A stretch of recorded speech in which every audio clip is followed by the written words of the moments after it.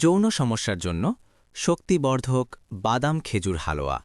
উপকরণ: ১ গরুর খাঁটি ঘি ২ টেবিল চামচ, ২ খেজুর বীজ ছাড়া ৮ থেকে ১০টি, ৩ কাজু বাদাম ৮ থেকে ১০টি, ৪ কাঠবাদাম ৮ থেকে 10টি, ৫ আখরোট ২ থেকে ৩টি, ৬ কিশমিশ ১ টেবিল চামচ, ৭ মধু ১ টেবিল চামচ, ৮ কালো জিরা গুঁড়া আধা চা চামচ, ৯ আদা গুঁড়া সামান্য, ১০ সুজি বা আটা আধা কাপ, ১১ দুধ ১ কাপ।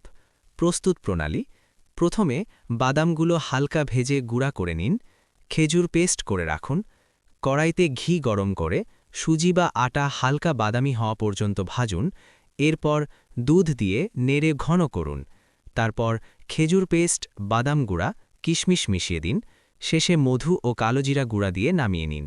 কিভাবে খাবেন? প্রতিদিন সকালে বা রাতে ২ থেকে ৩ চামচ, ১ থেকে ২ মাস নিয়মিত খেলে শরীরের শক্তি বাড়তে পারে।